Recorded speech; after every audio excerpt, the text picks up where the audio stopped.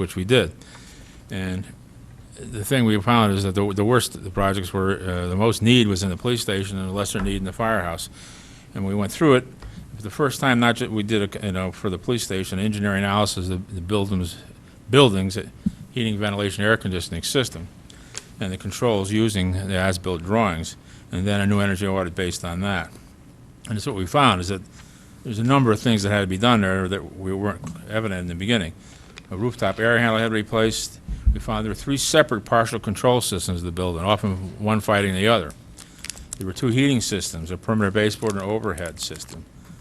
The ceiling overheads provided cooling only, not heat, and that's the interior of the building. The perimeter system always provided heating and cooling. So one system could be heating while the other is cooling, making everyone uncomfortable. And the overhead system is malfunctioning for other reasons, including broken valves. We put together Earth Core Energy Service, our energy consultant, developed a comprehensive program with UI, and it's a $472,000 project, which includes replacing all the VAV valves with new high-energy efficient VVT boxes. And you're going to ask me what that means, and I can't remember, VAV versus VVT. And anyway, the controls would add 65 interval heating cooling zones for heating and cooling sources within the building. The occupied and unoccupied sensors at $162,000. This would allow 62 separate controls in 62 separate rooms in that building. So it could be providing heat in one room and cooling in the other, depending on the need.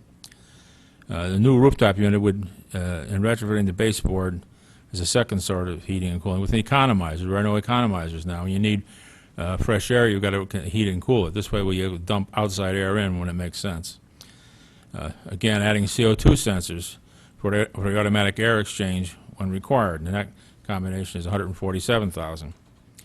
Adding controls for the boiler room, the other air handling unit, the VFDs, and the other HVAC equipment is another $72,000. And the energy dashboard software interconnect with microgrid is $53,500, $36,000 for engineering. Now, UI is providing almost $230,000 for the project, and we have $160,000, leaving a balance of $82,000. That's why we're asking a transfer of that amount from the Firehouse 1 to cover the project.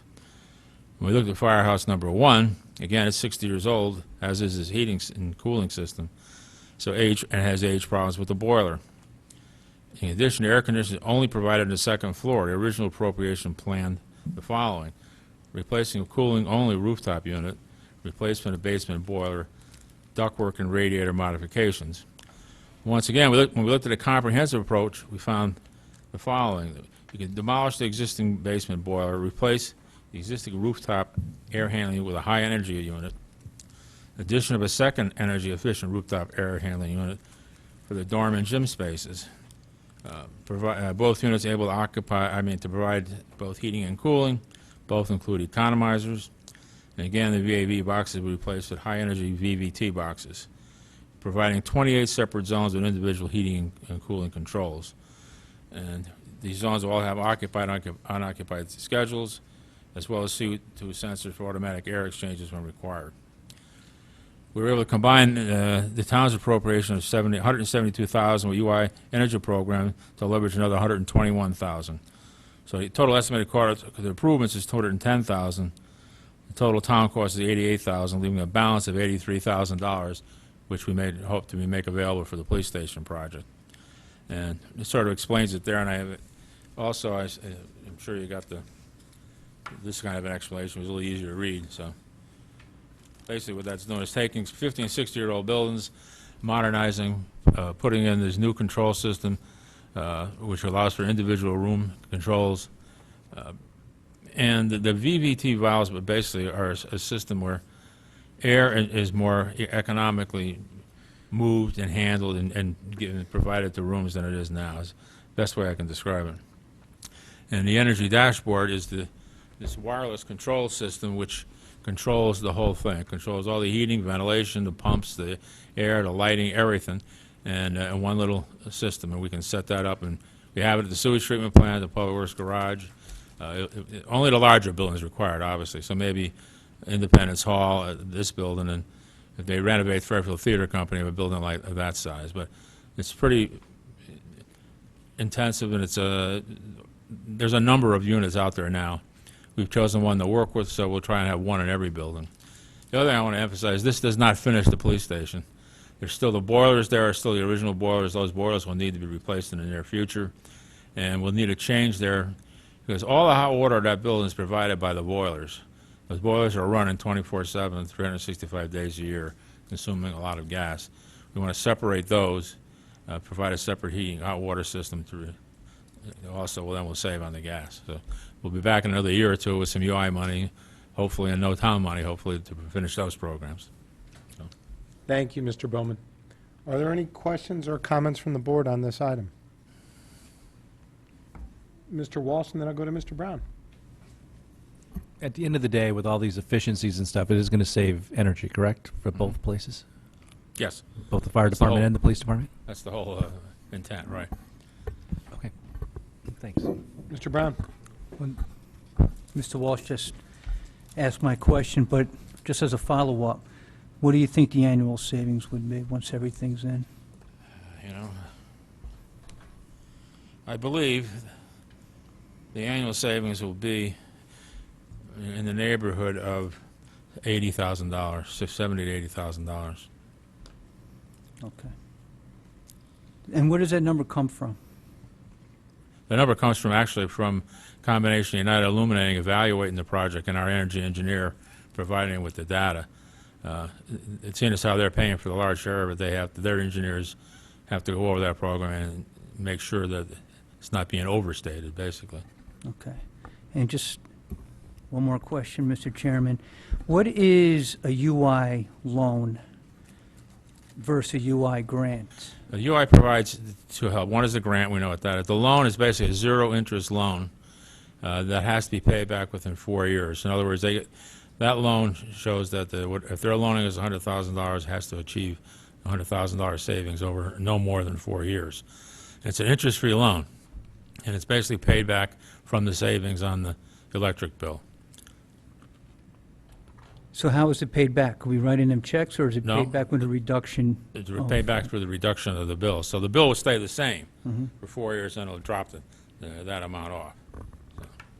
Okay, thank you. Any other questions? Mr. Dewitt? Quick question on the actual resolution, Mr. Mayor, I think it's best. So some of this resolution's already been acted upon, right? Some of the other line items have been acted upon. The re-roofing, the bunker, T-box renovation, that kind of stuff? I assume so, yes, and I haven't.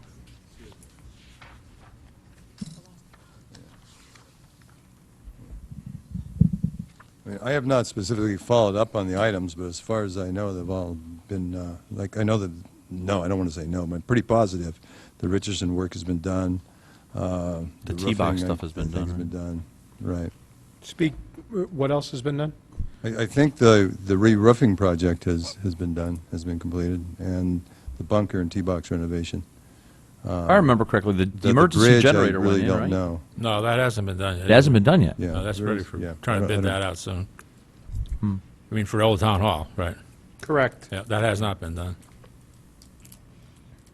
Okay. I guess I didn't know that we had, if individual line items under resolution, we had a change to change the distribution, but good to know, so. We Was that- added Yeah. that in several years ago because we were finding situations where things were going way over and other things were going way under, and we were never consulted. Yeah, So a I number of vaguely years remember ago, that, we yeah. had bond counsel involved Yeah. to add specific line items that were part of the schedule so that we could approve it. Right, and that'll be a significant portion of the paving memo discussion. Ah, yeah, that, good point. Mr. Okay, Flynn has thanks. requested to be on the agenda. Any other questions? Mrs. Leclerc? And I'll go back to Mr. Walsh. Could I just clarify, was the original bond resolution for the same amount, or we increasing it? No, there is no change in the bond resolution, only a change in the two projects, transferring one to the other. Okay, that's what I wanted to confirm, Yeah. but I didn't see it written anywhere. Are you all set, Mrs. Leclerc? We'll go to Mr. Walsh. And this question's for Bob. Does this loan that we have with the UI, does that count towards our indebtedness for the town? No, actually, when I first read this, this information, one of the things that came to mind was, well, we have a loan, we're paying back the loan, we don't have formally authorized spending, et cetera. I mean, you could start really going afield with the thoughts and concepts. But basically, it's a zero-interest loan. It's factored into the bills. So the Board of Finance is approving and the payment of the loan when it approves the utility budget during the budget process. Okay. The other question I have is for Mr. Bowman. These systems that are able to control these air conditioning and heating systems through Wi-Fi and whatever, are they using the town's internet system? No. They're not. These are independently operated, building by building, wireless controls. And who's controlling those systems? Basically, our building management's controlling them. Our building management? Yes. So they're not using our broadband systems or anything else like that? No. Okay. The only reason I'm asking is because these systems are great, and there's been a lot of stuff in the press recently regarding Walmart. And all the money and the credit cards that were stolen from Walmart, the people hacked into it through the heating system. So that's how they gained entry into the internet system of the company, because it was the weakest link, because there's not a lot of security on those. And the question is whether our IT people should actually have to look at this just to make sure that by having this stuff, we're not providing a backdoor into our employee records, our bank accounts, and things like that through what seems to be an innocuous, simple thing that we're trying to control our heating system. It's a good point. I will see that that Just happens. ask Don to Yep. make sure that there's no entree into any of our stuff. It's just been in the press lately a lot. Thanks. Go to Mrs. Albin. Thank you, Mr. Walsh. I just need someone to help me remember when we did certain things. So on the front of this, it says the representative town meeting on March 18th, 2013 adopted a resolution. And then if you look at Exhibit A, and it talks about Old Town Hall installation of emergency generator. Did we approve that in this last budget season or the one before? Is it the one before? It's just hard to remember what year we've done some of these things. And I was just trying to remember what year we did that. Okay. I don't blame you there at all. Mr. Mayor. I'd like to make a comment on Mr. Walsh's comments regarding security. One of the items that I had placed in the IT budget request was $7,500 for a security evaluation of our systems. That got cut, and I have negotiations going on with, not negotiations, discussions with the first selectman to see if we can still perform that out of contingency account. Thank you, Mr. Mayor. Any other questions, comments on this item? Seeing none, can someone move the item for me? Well, it's already moved, yeah. Sorry. It's been a long time, guys. It's been 3 months. All right, the item is before us. Let me read it. And I'm going to read from this draft, because it's the easiest draft, and it summarizes it, as well as any part I've seen. Whereas the representative town meeting on March 18, 2013, adopted a resolution entitled, "A Resolution Appropriating $1,037,000 for the costs of certain non-recurring capital projects and authorizing the issuance of bonds to finance such appropriation," the original resolution, which resolution authorized funds for 6 projects listed on Exhibit A thereto, and whereas the original resolution authorized $172,000 for the project entitled Fire Station Number 1 HVAC Improvements, and whereas the cost of such project has been decreased by at least $84,000 to $88,000, and whereas the original resolution authorized $160,000 for the project entitled Police Station HVAC, and whereas the cost of such project is increased by approximately $84,000 to $244,000, we would like to transfer the funds between those two projects. All in favor of this resolution? Opposed? Abstentions? The item carries. And it was a mouthful. Thank you. All right, we'll go to item number 3. And by the way, thank you for coming back to us with that item. That's the way it should be done.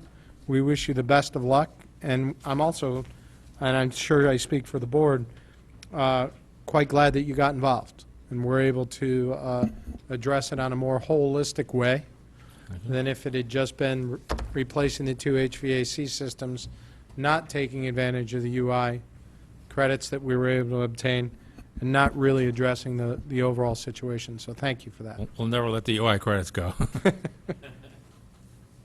All right. Item number 3, to hear, consider, and act upon the following resolution as recommended by the Director of Public Works. Resolved that the First Selectman is authorized to accept and expend a grant from the Connecticut Department of Transportation under the 2014 Connecticut Clean Fuel Program, an amount not to exceed $47,050 to be used toward the purchase of 3 compressed natural gas vehicles, covering the cost differences between alternate and conventional fuel vehicles. And further resolved that the First Selectman is authorized to execute on behalf of the town of Fairfield any and all necessary documents to secure such grant. Can his motion be put before us? Mr. Brown, seconded by Mr. Dewitt. All in favor? Opposed? Abstentions? The item is now before us. We'll turn it back over to Mr. Mayor and Mr. Bowman. Okay. Mr. Bowman, take the lead on this. Basically, it's a continuation of a program we've been doing for over 15 years, which is buying alternate fuel vehicles. We have an upgraded natural gas fueling station, which we got a 100% grant on, and it has the capability of, fueling more vehicles.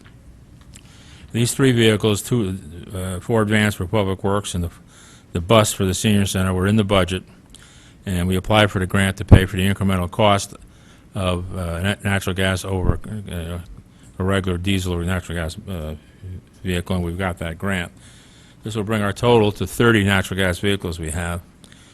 Again, there's a 50% reduction in vehicle emissions, including NOx, ozone, and particulate matter from natural gas, and there's also a major reduction in CO2, which greenhouse gas.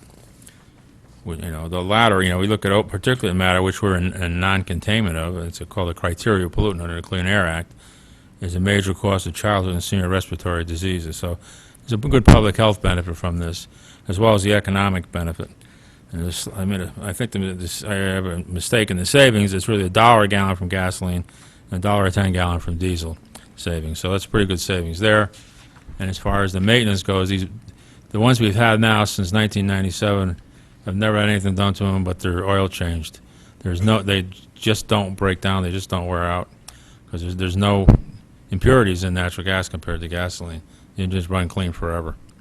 So it's a good program in all ways. Great. Thank you, Mr. Bowman. Do we have questions on this? Mr. DeWitt. Thank you. I'm looking at the memo, grants to purchase 3 natural gas vehicles. It says the grant pays for the incremental cost of the alternate fuel from the conventional fuel. Does that mean the conversion of the vehicle Well, from? they're not converted. They come out of from the factory, but So putting natural gas, engines and natural gas other equipment they need to burn natural gas is more expensive than diesel. Oh, so they pay the difference. So if gas is $1 and natural gas is $2, they pay $1 for it. They pay us $1.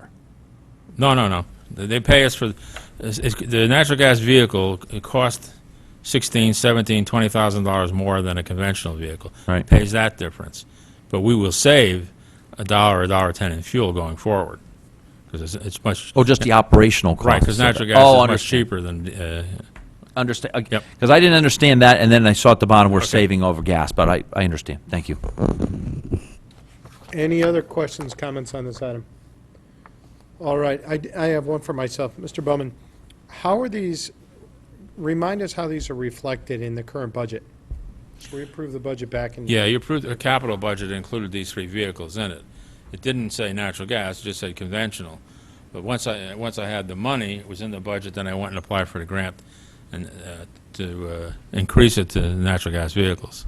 Okay, so should we see a savings in the budget from this, or they're just paying, and I think this goes to Mr. Dewitt's, they're just paying the difference between what it would cost us for the conventional versus the natural gas? That's correct. So there's no savings in the budget. Huh? Okay, but there should be a savings moving forward in gas consumption. Right, fuel and maintenance costs, yep. Any other questions on this item? Seeing none, the item is, It was a non-recurring capital? Is that what we, before the budget process then, right? it was, I don't recall, do you remember whether it was a non-recurring or in the budget itself? Yeah, I don't recall myself. But I do remember, It would have been under public works. Yeah, yeah, 2 of them would have been under Public Works. And what I remember more so was the senior center.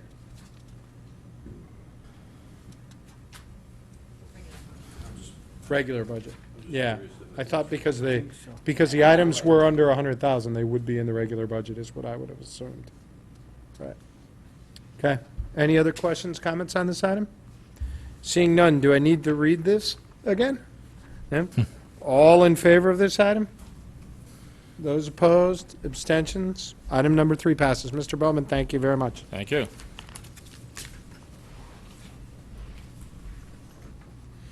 All right.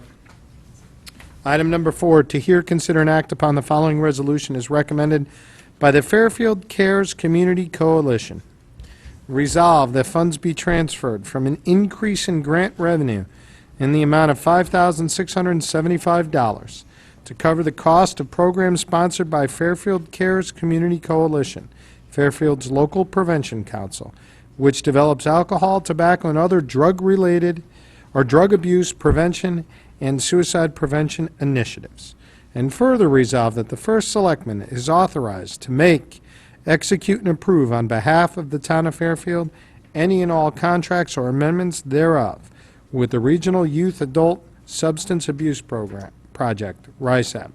These costs are 100% reimbursable by 7/1/14 through 6/30/15 State of Connecticut Department of Mental Health and Addiction Services grant to local prevention councils, administered by RISAP. Hello. Selectwoman Vahey, nice to see you tonight. You as well. And I assume you're speaking for this item, is that right? I am here tonight as the co-chair of Fairfield Cares. So wearing that hat, my co-chair Wendy Bentavegna is unable to join us this evening. So I snuck up here to save a few minutes, or seconds at least. Shall I proceed with a Please. brief presentation? So first of all, thank you all for having me here today, and it's a pleasure to see you. It's been a little bit. As you may recall from last year, the Fairfield Cares Community Coalition replaces what was ACT. So for those of you who have seen this grant in past years, this grant formerly went to ACT. The membership of ACT has now joined and become part of Fairfield Cares Community Coalition. And that happened in 2012 when the groups merged. It's the same grant that we have been getting as a town essentially since 1988. Mr. Chairman, you didn't do a motion to put it before the board? Thank you. Can I have a motion? First, can I have a second? We're good, Mr. Stone. All in favor? Opposed, abstentions? We're good. Thank you. You. Go ahead, Rusty. Go ahead. Okay.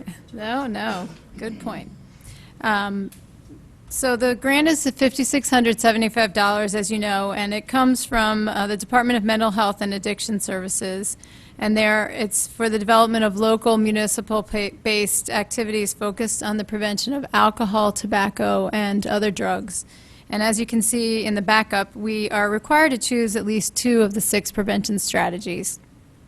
The page that's titled Fairfield Cares Community Coalition that just lists our subcommittees.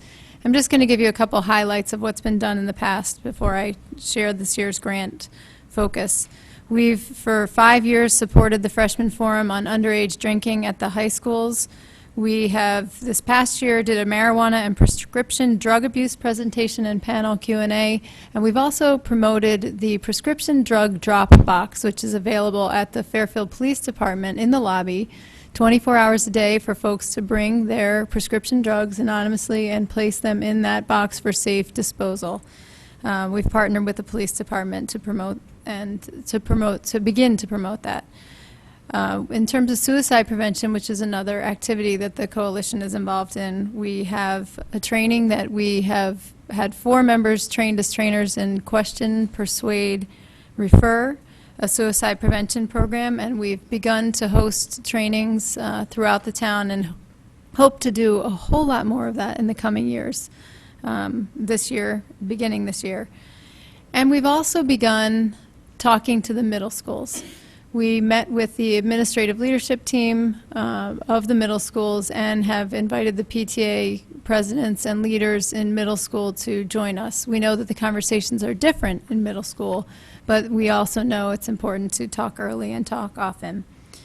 I'll point out the RISAP survey, which is something that we help support through our nonprofit funding, is a critical tool along with the parent survey that we do that helps us guide our decisions based on the data. That's what we use to understand what the real issues are facing our families. So in terms of moving forward, this year's grant for 5675 is broken down into the following areas. $1,000 in tobacco prevention is required. We must spend $1,000 of the funds in that area. We will be partnering with the Smoke Stoppers program from St. Vincent Swim Across the Sound. They're already in our schools, and we're hoping to enhance the programming available for 7th and 12th grade students. For substance abuse prevention efforts, that's a school partnership, and as I mentioned, the Freshman Forum is an example of that. We have $2,500 allocated to provide funding for our high schools and middle schools. Again, we will partner with them. This is working together. The members sit at the table as part of the coalition. $1,500 of this grant will go towards community prevention activities, with $1,000 designated to the Parent Connect program through Fairfield Counseling Services. This is an ongoing program, and $500 for a new Creating Lasting Family Connections program, which would be an ongoing commitment folks would have, as opposed to the Parent Connect, which is more of a one-time type visit. And finally, $675 for publicity. This group is a volunteer group, so this is our grant. This is what we use to do all those activities that are listed on that other sheet and more. It may not sound like much, but we try and make it go as far as we can. Just so you know, the coalition voted at its July meeting in agreement to these funds. So there are other non-financial initiatives the group has, but just to sum up, Fairfield Cares currently is Fairfield's designated local prevention council, as designated by the First Selectman. We really seek to be the vehicle for the coordination of community-wide prevention efforts to partner with our police, our public safety, our schools, our library, our public health, and others. And this year, as you can see from the grant, the focus areas will be alcohol, tobacco, other drugs, and suicide prevention, and prescription drugs included in that other drugs. And that's Thank it. you. Any questions on this item from any board members? Yes, Mr. Walsh. Has the RISAP money increased? Is that where this money's coming from? No, it's the same grant amount that it's been for a number of years. Because it says, the first line of the resolution says, resolve that the funds be transferred from an increase in grant revenue. So where's the increase coming from? It's the standard language. In other words, the increase is the grant coming in. That's my understanding, is the language that's been used in this resolution in past years as well. And that would perhaps be a better question to the finance folks. Do you know Mr. why? Mayor, do you have any comment on that? The Finance Department was not involved in drafting the resolution. The grant funds aren't in the general fund budget. And I don't know if... Say that The louder. grant funds are not in the general fund budget. And I guess I'm assuming by this wording that the grant was just realized or just granted? Just to clarify, the resolution language is the same language that we've been using for a number of years. All right, So we well- literally took it going forward. I can't answer specifically Right. that question. I don't believe we haven't received these funds at this point. Why isn't this done all during the RISAP process when they get the amount of RISAP money and they give it to the whole list of programs?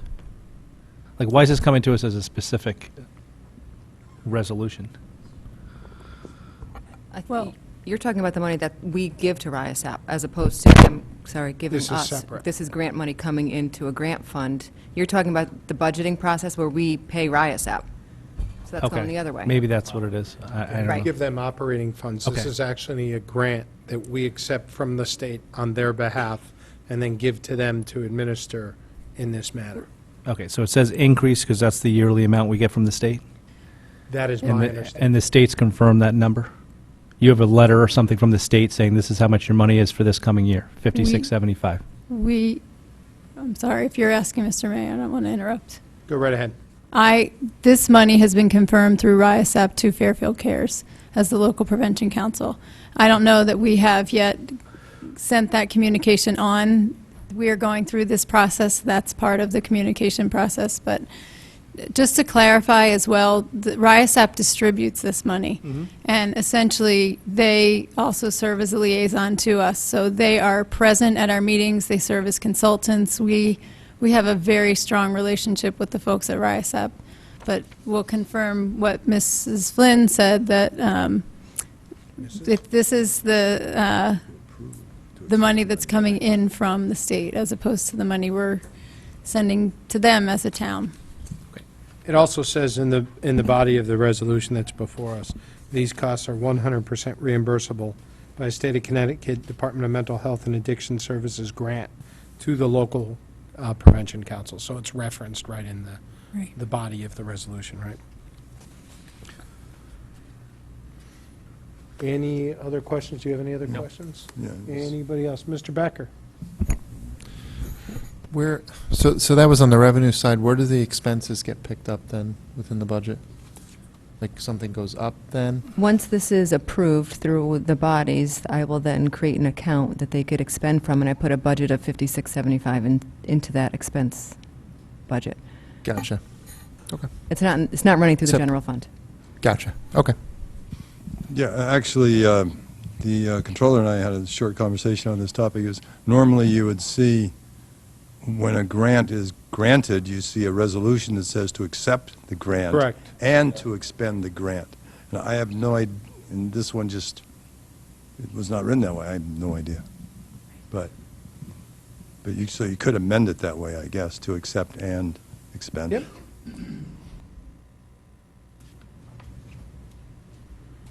Anybody? Ms. Right. Same concern is that the action we're taking is to accept this grant. Am I correct?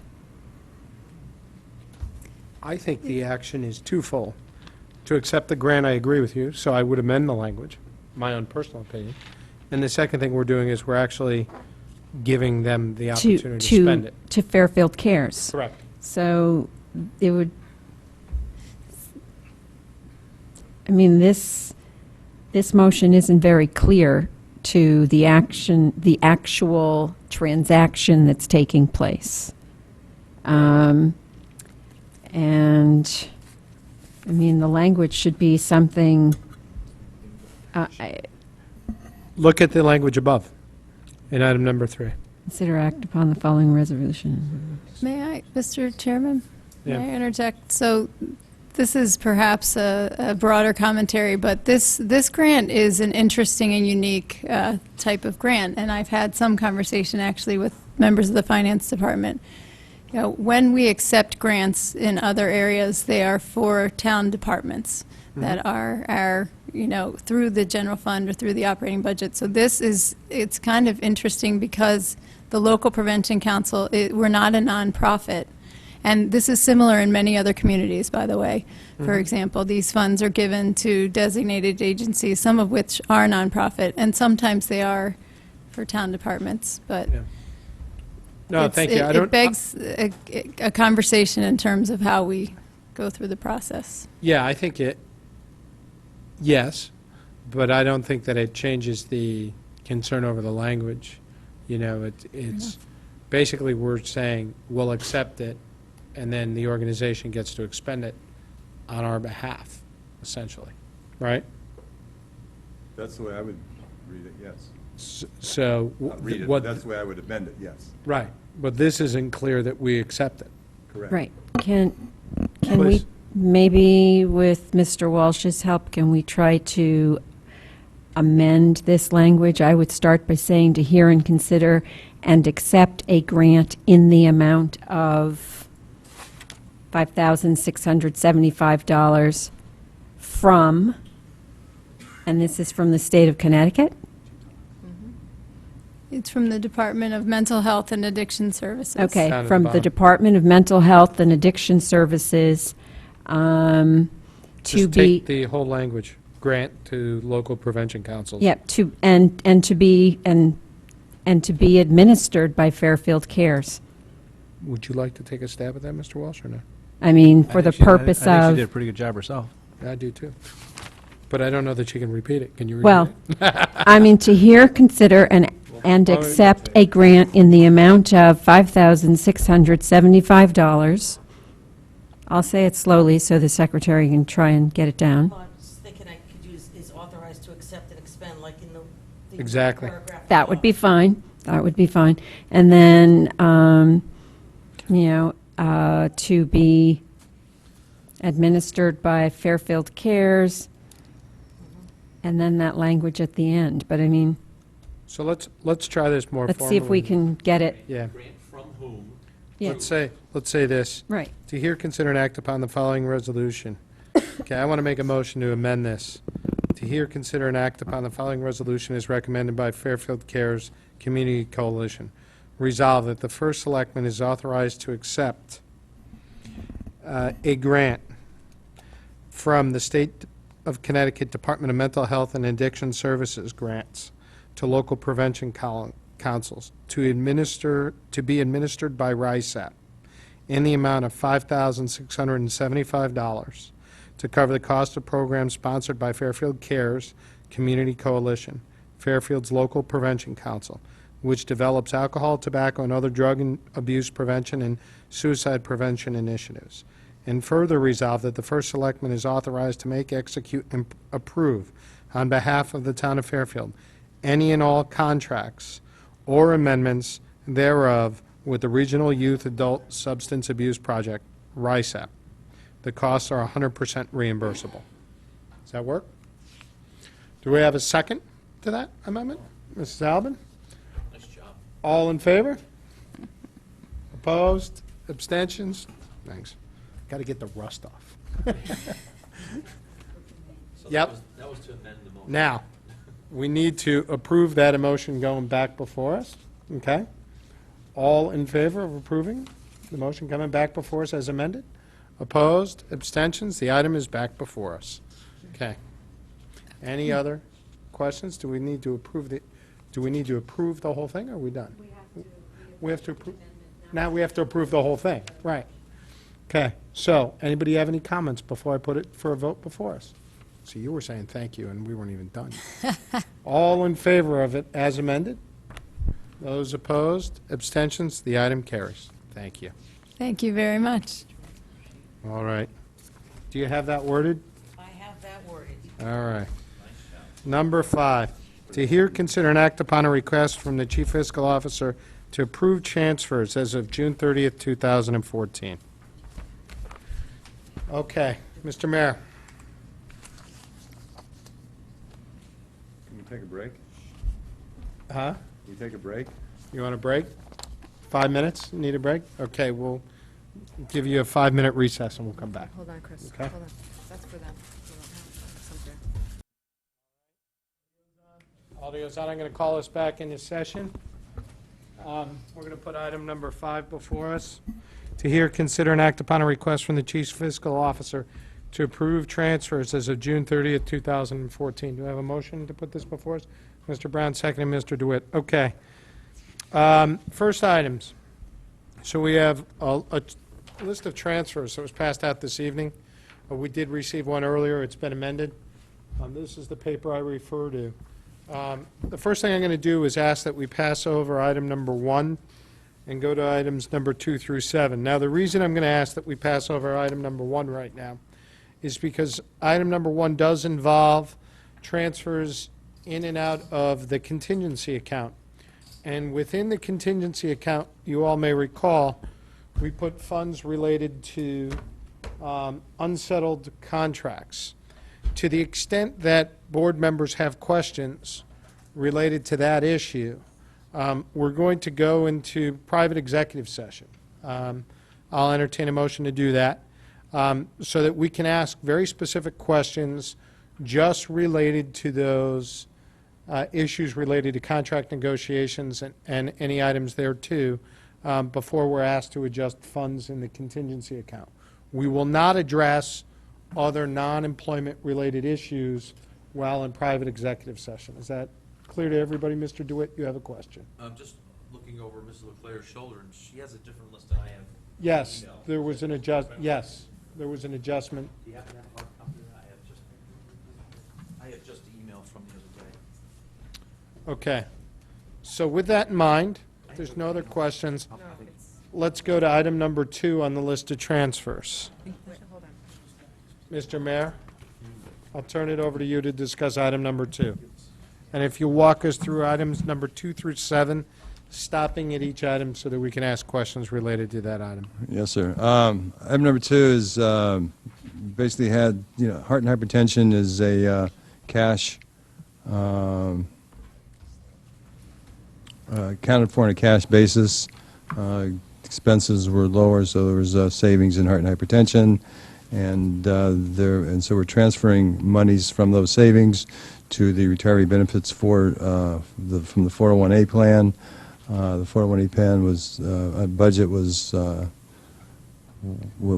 The expenditures were greater than budget, primarily because people's contributed more and they were required to be matched. And there was a little bit more turnover than anticipated as well. Questions? I do have one overall question if nobody's ready yet. If I look at heart and hypertension overall, that line item is in almost every one of the adjustments, or at least 5 of the 7 that I see. I think the total amount is close to $280,000 or so in taking down heart and hypertension. Can you walk us through what happened in the account in fiscal year 2014? Because that seems like a heck of an adjustment there. No, it's not an adjustment, as I indicated. It's strictly a cash basis account. There's no reserve. It's not accrued. What we spend is what we spend. That's recorded. It's budgeted on a 3-year average basis. So what did we budget on that account? In fiscal 14, Yeah. 850. So we budgeted 850. What did we spend in 2013? Do we know? 608. And 967 the year before. The year before, I think we had a couple of large settlements that drove up the price on that. As I recall, do you recall that, Mrs.? I think there were some large settlements. Could be. This account fluctuates clearly year to year. What did we budget for 2015? 725. Okay. So we budgeted 850 this year, and you're saying we're spending, if my 280 is right, I'm saying that the total HR budget had a surplus of 280. Most of it came from that account. I don't have the breakout, but legally, I could use the whole 280 from the HR department to fund other overages and other accounts. so you're just taking it from there and you can move the funds It doesn't- within the department. So you're saying the entire 280 isn't heart and hypertension? I'm saying that the entire overage for the Human Resource Department was 281,889. The majority of it, I believe, came from heart and hypertension. But within the actual account itself, it doesn't matter. It's on a legal basis for the department. Right, no, that I understand. Yeah. That I understand. That's what I'm saying. So the entire 280 isn't necessarily from heart and hypertension. Correct. The vast majority is. Correct. So you're taking it from that account, and to the extent you need to move funds within the department, it doesn't matter. Correct. Anybody else have questions on this? And heart and hypertension, it's all done for the year. That account's reconciled. We don't have any problems there. We have 12 months of actuals in fiscal 14. Okay. Any other questions on that? Yeah. And the 401A is just because more participation at higher rates, and that forced us to put in more money into the Yeah, I'm- matching contribution. Okay. If no more questions on number 2, I'm going to move to number 3. Go ahead. Number 3 is primarily the secretary in DPW, new person, and I guess I assume that's related to just learning the job and time it took to do that. Questions on number 3? Okay, we'll go to number 4. 4, the froms are obviously areas that were under budget, and the 2s are primarily related to, the snow removal, fees and professional services. I think that was related to the snow somehow as well, but I don't remember specifically. The utilities, maintenance and grounds, and I don't specifically know what happened there, and then the repair of improved roads. Do you know the 300,000?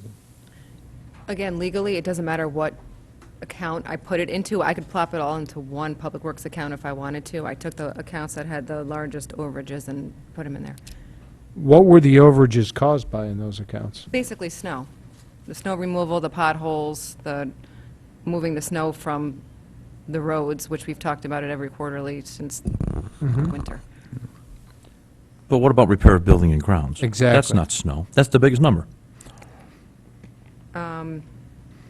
I don't know, again, I could plop the whole 788 into snow removal. It wouldn't matter. At the quarterly, you'll probably get more information on the exact overages by account. Can we cut to the chase and just have Scott or actually the department head here to explain all of these, every single one of them? At Sure. the quarterly. That'll save time tonight. We're never going to get an answer tonight. So why keep asking questions about it? Well, the So- intent so- of tonight is not to go into the reasons for it's over, and then at the quarterly, we will discuss, yes. Yeah, and just have them go through every single one of these and be prepared to talk about every single one. Yeah, as long as they meet our threshold for the quarterly, Yes. yeah, as long as Yeah. it's over the 5% or whatever, Just- yeah. Go ahead, Ms. Leclerc. For the quarterly, will we get a report that will show, like, the original budget and What? then the transfers for each You want them to explain line in each budget so we can see actually, like, where we were over and under? Do you want to see the adjusted budget, you're saying, as opposed to the original? Both budgets, like, so usually, isn't there a column, original budget, transfers? Yeah, and adjusted normally the budget? transfers are just open POs, but yeah, if I make these entries after or before I run those reports, then their adjusted budget will be increased by these or decreased on the from side.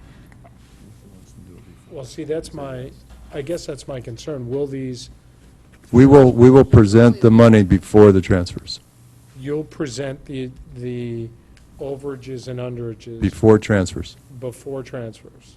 So we will not lose Correct, the trail as to where we went over correct, by doing these transfers. Because Correct. that's where I was sitting here going Right. with this.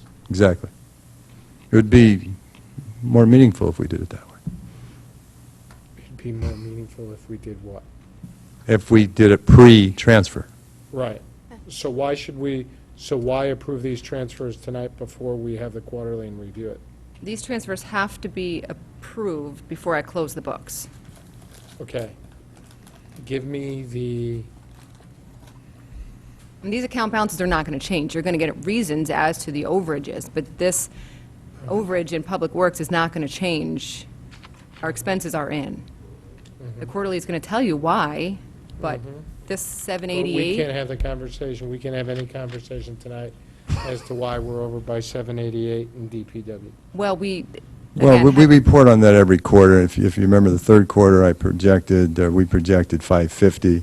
Right. We ended up being over 7 whatever And instead the of 550 550. was mostly snow-related. Yeah, it's all, snow, potholes. I don't remember the No, I get it. specifics, but But that was as of March 31st. As far Right. as I know, we didn't have any snow no. in It's, April through June. We never had the half a Quarter of storm. $1 million. And they were, and included in the DPW's analysis of where they was end up, they, because they were trying to decrease their overage. So one of the things they were thinking about saving some money on to decrease overages was paving. So, but paving being paving and being important at the end of the year and giving where we feel we were in the year-end results, they asked us if they could go ahead and do their paving, and we said yes. So paving came in pretty much right on budget, as opposed to using it as a savings line item. Okay, so you allowed them to spend to their budget in savings, which increased their overage in other areas because they didn't have the offset. Correct. Knowing that we could compensate? Yes.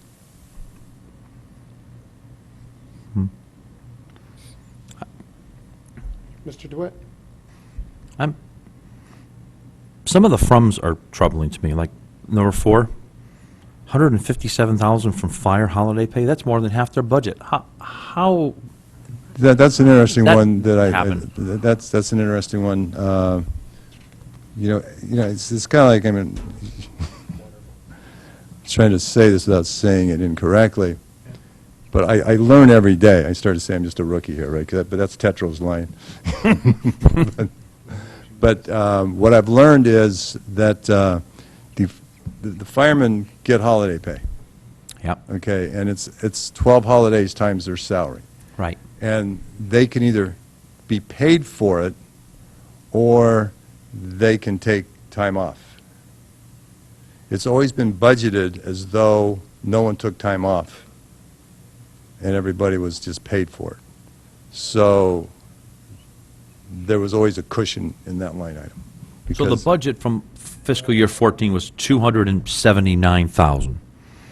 So Yes, sir. more than half of the people on the salary, on the force took time off rather than being paid for time off. Correct. Or some subset That's the there. first I've ever heard. I mean, Yeah. And this if- is, I can't remember what year this is. It's 6 or 7. I never heard that before. That's funny. Yeah, no, like, we're all learning, I think. Jesus. I was on this board for 6 years. I didn't Yeah, I learn know, you've everything. got, right. Mr. Walsh? Well, Bob, if they take the time off, and then somebody who's put in their full shift for the week comes back on to take their slot the way they normally do, that's overtime, right? That is a correct How statement. much does that cost us? Whatever the overtime is of that particular person. Okay, well, when you say there's a savings of 157,116, have you taken that into account? No, this is from the holiday pay line item.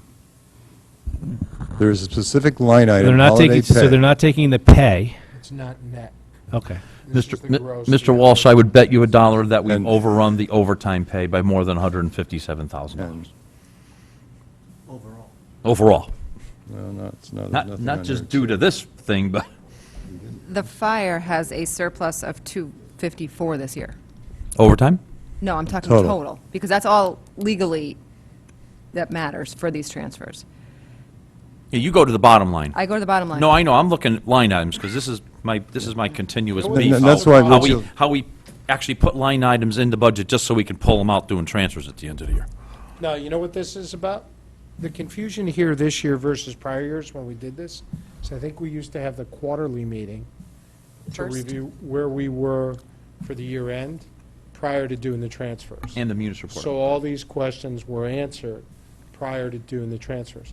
This year, we actually moved that last quarterly meeting related to 2014 till after this meeting to give more time to be prepared for. Oh, you're right. And what that's doing is raising questions as we look at these that they're not prepared to answer because we haven't had the quarterly meeting yet, and they haven't gotten all their information back. So it's a flaw in the process this year versus prior years is what I'm realizing right now. So that when we set the calendar for next year, we have to make sure that, unfortunately, we need to have the quarterly meeting first so that we understand it, and then when these transfers come up, there's not an issue. Because I see what you're saying, Caitlin. But from our perspective, when we sit here and we look at it, all we're looking at is overs and unders without the context of what's going on. And we usually have the munis report. Report. We Well, usually that's have part of the the quote. before munis report, which says, this one went over, this $5, this one went under, and you reconcile. And then after the transfers, it's all Right. It's all That's why zero, it's right? confusing this year. Yeah. That is all correct. I won't disagree with a thing you said. It does not, however, really impact what is required and necessary to be voted on to close the books. I understand that. I understand that, but it's why the frustration, and it's why the questions, and it's why the back and forth. We're looking at two different sides of it. Caitlin's trying to close the books and looking at the departments. We're looking at the individual line items and saying, wait a minute, what the heck's going on here? Right? Because we haven't had the quarterly meeting first to provide the context for then the transfers can be made. And that's why I was saying maybe it makes sense to save all the questions for the quarterly and just approve these as long as we know the money's there. So we shouldn't even look at the amounts, almost. It doesn't really matter. As Because long we're never going to get one answer to one question. as long as Mr. Mayor said, when they report back, they're not reporting back the post the transfers. Because if you Yeah. report back post the transfers, everything's going to look crystal clear Exactly. and beautiful Yep. versus. Great pointing out- budgeting job, my man, great budgeting job. Right. I think at the quarterly, maybe with the, Reconciled every time. maybe with the quarterly materials, this page should be provided again to remind us of all the transfers we're doing and the reasons. Well, and they're not going to reflect the transfers in the budget until after, correct? So that the quarterly will be based on the actual differential versus. Yeah, we'll run the reports for the quarterlies before we fully close the books. Right. Makes sense, Ms. Bossy? Yeah. Any other questions on these line items? Yeah, Mr. Becker? Thank you. Just on number 4, so if I've got this right, and we'll get an explanation at the quarterly regarding the 172,000 for legal, where it's coming out of there. But when it goes back to the budget book, well, this is all going to be tied out. In the 2014 actual line, instead of reading 620, it'll have the new number for the actual spend? No.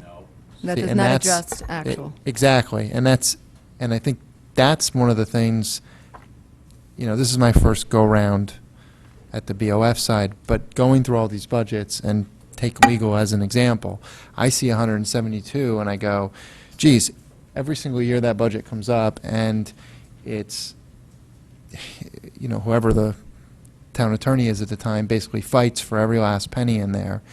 And then I remember the debate on it for 14, and now I'm seeing 172, and I'm saying to myself, you've just confirmed that the next time somebody looks at this number and then whatever's out next year, it's all just going to show basically the wrong number. I mean, because we're just going to clean it all up and move on. And that, I guess, in some of these smaller things, it's not super concerning, but with that's a third of the budget that was not expended, even after the department had fought and then used that number that following year to try to defend getting those amounts. So I don't know, I'm not sure if there's, tonight may not be the time to get that solution, but on some really big ones like this, it's just troubling. I guess, I can earmark, I'll write this down in my book and maybe keep these notes, but I mean, there's like about 75 or 80 other elected officials in town who are going to see the wrong numbers then? No. No, I That third? think there's a little bit of confusion here. You're going to see the right numbers. Okay. You're going to see the actual numbers. Actual spend. You're going to see the actual But you're- spend. 172 is going to be out of their budget, so they But you're spent that saying much it's less. not going to be 620 minus the 170? Yes, yes, Yes. it is going to be. It is going to? Yes, it is going I to. The misunderstood. budget So, gets replaced with the actuals. Correct. as you move forward. and the other lines will be increased. And Public Correct. Works will be It's show just- over. It's just unfortunately, we're basically trailing by a year, so we're looking at, when this year's budget came out, Well, the fiscal year budget for legal for 15 is 450,000. That's a understand. typical thing. I understand your it's just concern given it's a the big volume. one on a, That's a typical, you always do your budget based on estimated what you're going to come in, because you're never doing your budget for the next fiscal year after you close your current fiscal year.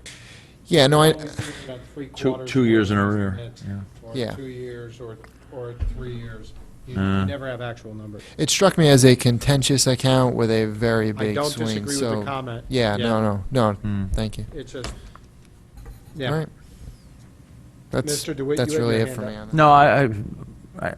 No, I was just going to add on to Mr. Becker's point that for big numbers like that, it would kind of be good to know that we budgeted, so for the holiday pay, for example, right?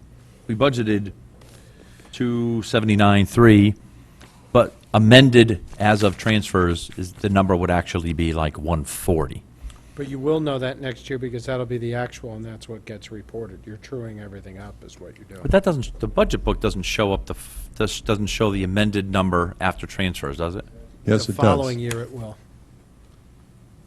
The actual in the budget book is the actual. The point is, you're going to have it when you're looking at the 2016 budget, not when you're looking at the 2015 budget. Yeah, that's 2 years out. Yeah, I know, I get it, I see. But you have the year-to-date expenditures to look at. Which we do look at. Which you do- which I you guess do that's look true, at. Right, yeah, yep. It's an imperfect system. And I agree, that's a contentious account. So it is worth noting, because I was surprised as well to see that much available from legal. That's a fair percentage. Any other questions, comments on these? Let's go to number 5 real quick. Any questions, comments on that? Number 6. Number 7. Okay, so I think if there's nothing on that, I'll entertain a motion. I'll make a motion to go into executive session. Do I have a second to that motion? Mr. DeWitt? The purpose, as I spoke about before, well, you can do it because you made the motion. Was to talk about some of these transfers that, especially in number 1, that may have to do with some contractual obligations and possible employment issues. Great. So all in favor of going into public or private executive session? I need a second. We had a second, Mr. DeWitt. Those opposed? Okay, so we'll go out back for just a few minutes. Nothing to write with anybody. Thank you. I'm going to call us back into public executive session. Do I have a motion to come out of private executive? Yes. So Do I moved. have a second? Mr. DeWitt, all in favor? Those opposed? We're out of private executive session. Item number 5 is before us. Do we have any other questions on these transfers related to fiscal year 2014? Seeing none, I'll call this for a vote. And again, it's to hear, consider, and act upon a request from the Chief Fiscal Officer to approve these transfers as of June 30th, 2014. All in favor? Opposed? Abstentions? Thank you very much. The item carries. Again, when we come back for the delayed quarterly, we would like it against the original budget so that we can see the differentials. Item number 6, to hear, consider, and act upon a request from the Chief Fiscal Officer to approve Schedules A, B, C, D, E, F, carrying over funds for encumbrances and reappropriations as of June 30th, 2014, is supported by purchase orders or letters of request from department heads or chief fiscal officers. This is largely an administrative item that we deal with every year. Do people have questions, comments, or concerns? Or Mr. Mayor, do you want to say anything on these items? And I'll turn this over to our very capable controller, Ms. Bossy. Again, these are things that happen every year. It's either an encumbrance or a request to just carry over a sum for a certain project. An encumbrance being that it's backed up by a purchase order, and a reappropriation is that it's not. Okay. Do you have any questions, comments, or concerns on these items? We did get some backup on these items. There's a listing of POs, open POs, that Yes. support every schedule. Any questions, comments, or concerns from anyone on these items? Seeing none, then the motion. Mr. Brown, do I have a second? Mr. DeWitt? Okay, to hear, consider, and act upon requests of the Chief Fiscal Officer to approve Schedules A, B, C, D, E, F, carrying over funds for encumbrances and reappropriations as of June 30th, 2014, as supported by purchase orders or letters of request by department heads or the Chief Fiscal Officer. All in favor of this item? Those opposed? Abstentions? That's it.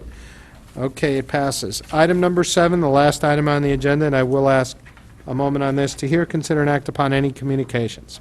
Okay, the only communications I have from, to alert the board of is, I have had a couple of email exchanges with the chairperson of the Penfield Building Committee, as well as the first selectman, as well as the chief fiscal officer. I'm sure in the press, everybody's been following the progress of that committee as they go about formalizing their recommendation for what they want to do with Penfield. They had originally requested to be on the agenda for August, and then called and asked that that be delayed. They held some public hearings in late August, under the anticipation that they may be on the agenda for September. Then based on the discussions at that public hearing, they decided they wanted to take some more time and review what they were going to recommend. So they asked for a further delay. So the item is not before us as of yet. You also might have read in the press, there was some concern about, hey, get this before the town bodies in September so they can vote on it immediately so we can get it open for May of next year. That wasn't necessarily coming directly from the committee, but that was kind of what was out there in the ether. And quite frankly, my response to that, to both the first selectman as well as to the committee, was our board will not be rushed. If we have questions that are going to need to be answered, it's taken 2 years to get to this point for something to maybe come before us, and we were going to make sure we made the right decision and not the quick decision based on what we thought was financially prudent for the town. So that has been heard, and they know where we stand. If we can vote and move it along expeditiously, that's fine. If we need additional information once it comes before us, if there's concerns, that's also fine as well. So I just wanted you to be alerted to that. Mr. Dewitt.